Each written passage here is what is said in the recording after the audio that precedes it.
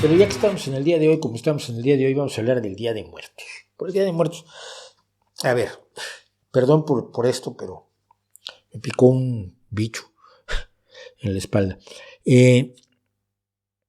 Halloween y el Día de Muertos son dos espacios de la guerra cultural que a mí me tienen absolutamente desesperado hace mucho tiempo. Hace mucho tiempo he expresado mi odio feroz al Halloween y al Día de Muertos. Y fíjense que yo era de los que ponían, porque me parecía una tradición bonita, siendo yo no religioso, pero ponía ofrendas. Y cada año decía que voy a poner una ofrenda a un poeta, a un escritor, o a un pintor que me gusta, o a gente de mi familia, tal y cual. En la guerra cultural no me voy a meter. Ya se oyeron hoy ustedes seguramente 700 explicaciones sobre el Samhain celta.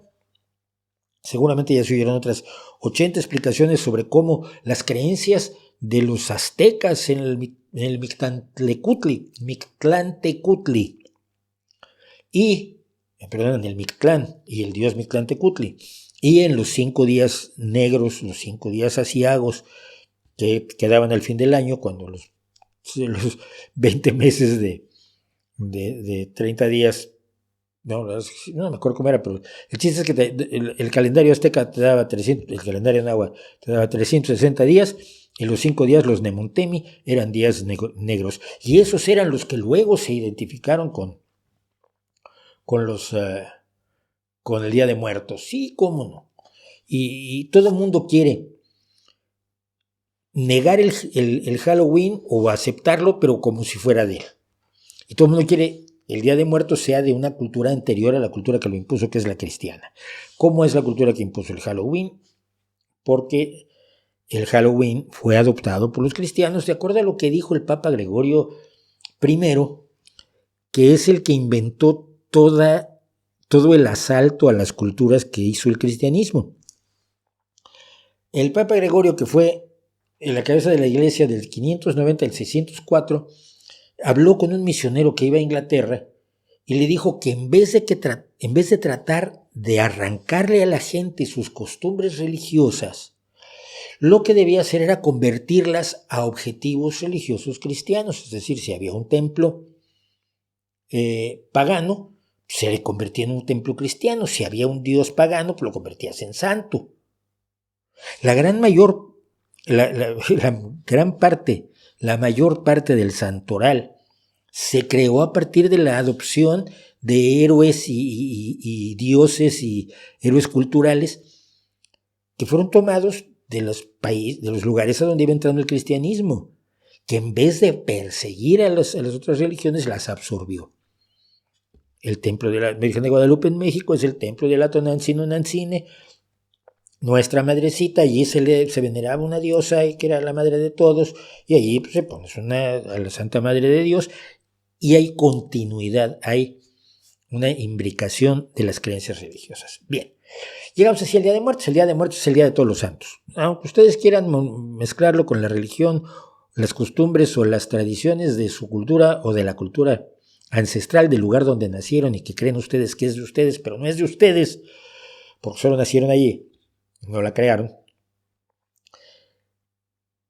El punto es que sigue siendo una celebración claramente católica, claramente cristiana, que tiene en especial el Día de Muertos dos características fundamentales que no me preocupan, pero me hacen reflexionar en lo que deberíamos de hacer.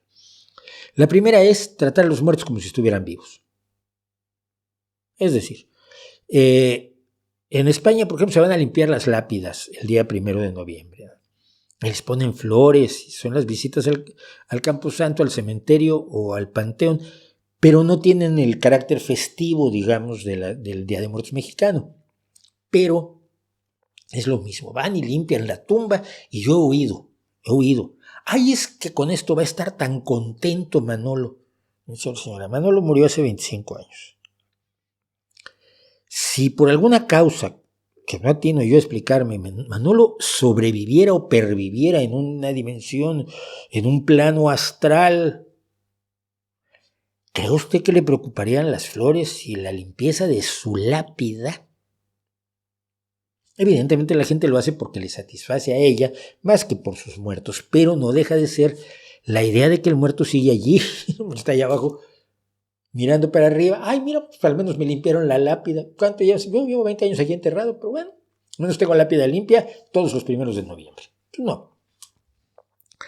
Tratamos a los muertos como vivos cuando hacemos ofrendas en México para ponerles lo que les gustaba cuando estaban vivos. Y luego se supone que en la noche del 1 al 2 de noviembre vienen los muertos y saborean la esencia del chocolate y el pollo asado y los cigarrillos y el ron que les dejaste y el dulce de guayaba y lo que fuere.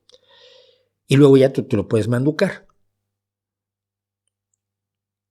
Como si pensáramos que los muertos están vivos. Los tratamos como si estuvieran vivos. Y al mismo tiempo nos ilusionamos con la idea de que allí siguen. Y por lo tanto prescindimos en gran medida de su legado. Y ahí es donde yo creo que se puede reinventar muchísimo el Día de Muertos. En vez de acordarte de lo que le gustaba al muerto, que está muerto, recordar su legado, recordar sus mejores anécdotas, sus obras si las tiene, pero obras no quiero decir forzosamente sus obras literarias y sus grandes composiciones de que se integran al corpus universal de la música. No. Sus obras como pues, era un peluquero genial que lo quería muchísimo toda la gente, era muy amable y luego le cortaba el pelo a personas que no tenían dinero y les fiaba. Es una gran obra. Y es mejor que recordar que le gustaba el pollo con mole o las gelatinas de fresa. Mantener viva la memoria de alguien no se hace por ese alguien. Se hace por nosotros. Porque nos educa, porque nos enseña algo. Mi abuelo murió 25 años antes que yo naciera. Sin embargo, la presencia de mi abuelo en mi familia es potentísima. Por cómo era mi abuelo. Por lo que hizo mi abuelo. Hizo algunas cosas de risa. Por ejemplo, fue uno de los fundadores del Centro Asturiano en México. Él fue el tesorero fundador del Centro Asturiano. Pero hay que recordar que el Centro Asturiano, que hoy es una institución enorme en México, lo hicieron estos porque querían tener un equipo de fútbol. O sea, todo lo demás daba igual. Lo que querían es tener un equipo de fútbol. Y lo primero que hicieron, cuando hicieron el Centro Asturiano de México, equipo de fútbol, el Asturias, que fue el primer campeón de liga en México, por cierto. Suena muy, hoy hicieron el Centro Asturiano. Querían jugar fútbol, querían tener un equipo de fútbol. Pero mi abuelo al mismo tiempo fue una buena persona. Fue muy bueno con sus hijos, fue muy bueno con su familia.